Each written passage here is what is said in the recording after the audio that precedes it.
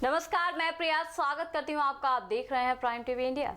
जहाँ चाह है वहाँ राह की कहावत जग प्रसिद्ध है और इसको सच साबित कर रहे हैं यूपी में चंदौली के रहने वाले ब्रजेश मौर्य।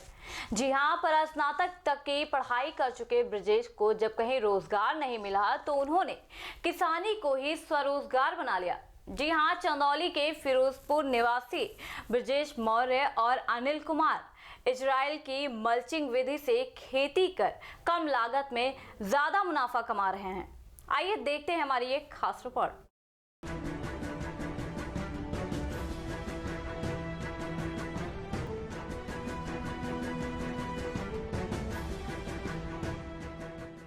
एमए तक की पढ़ाई के बाद प्राइवेट नौकरी, फिर नौकरी छोड़कर कुछ अलग करने की चाह, जिसने बदल कर रख दी ब्रजेश मौर्य के जीवन की राह। जो खुद कभी महज चंद रुपयों की प्राइवेट नौकरी करते थे, वो अब लोगों को रोजगार देते हैं। कि सर्वप्रथम खेती तो हम लोग नहीं करते थे, न हम करते थे।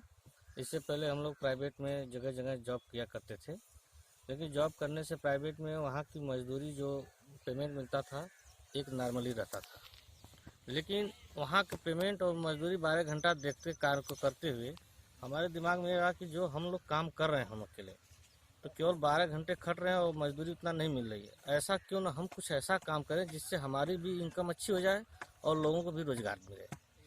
तो हमने खेती की तरफ दिमाग लगाते रहते वैज्ञानिक विधि से तौर तरीके से खेती करने का निर्णय किया।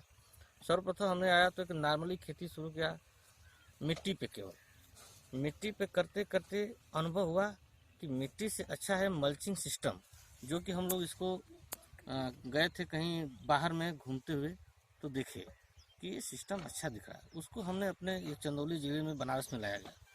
जब मल्चिंग सिस्टम हम लोगों ने लगाया तो इस पर हमारी मजदूरी जो कास्ट है वो आधा हो गया और इनकम ठीक दूना हो गया, और मजदूरों को भी मजदूरी देना हमारे लिए अच्छी हो गई और ज़्यादा से ज़्यादा लोगों को काम दिया। इस तरीके से हमने खेती किया। ब्रजेश इजराइल की मल्चिंग विधि से खेती कर रहे हैं और रासायनिक खाद व दवाओं के ज्यादा उपयोग से खेतों की खराब हो रही गुणवत्ता को खेत की मिट्टी में उपजाऊ ऑर्गेनिक कार्बन को बचाने के लिए जैविक खेती पर जोर दे रहे हैं। साथ ही साथ मीटिंग के माध्यम से किसानों को बुलाकर आधुनिक खेती व जैविक खेती के लिए किसान जागरूकता का कार्य भी कर रहे हैं।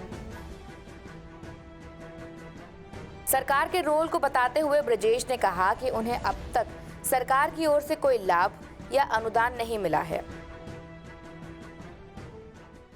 देखिए, अभी तक जहाँ तक हमने काम किया, अभी तक सरकार से हमें कोई अनुदान नहीं मिला। हम स्वयं करते गए और इसके लिए हम सरकार के चंदौली जिले पे गए थे पाली हाउस से, जो है कि आपका लोड टनल के लिए। लेकिन वहाँ के अधिकारियों ने बताया कि लोड टनल पहले आता था, अब बंद हो चुका है, लोड टनल हमारे पास है नहीं। और सरकार की जो बड़ी व्यवस्था चल रही है, पाली हाउस बड़े बड़े बन रहे हैं, तो काफ़ी लंबा प्रोजेक्ट है, काफ़ी पैसों का है, तो उसके लगाने के पक्ष में हम नहीं हैं, क्योंकि उतनी पूंजी नहीं है अपने पास। वो 70% 80% सब्सिडी दे रहे हैं, लेकिन पहले पूंजी उतनी देनी पड़ेगी, तो इस वजह से हम लोग लगा नहीं पा रहे हैं। अच्छी और उपजाऊ प्रजातियों के लिए उन्होंने थाईलैंड की ईस्ट वेस्ट कंपनी का करेला, तरबूज, आइस बॉक्स व खरबूजे का डेमो लगाकर ट्रायल भी किया है, जिसे देखने के लिए कंपनी की डायरेक्टर वीनस थाईलैंड से चलकर किसानों के फार्म पर आई, जो कि पूरे क्षेत्र में चर्चा का विषय है और साथ ही साथ गांव आधुनिक खेती के लिए मिसाल बना हुआ है।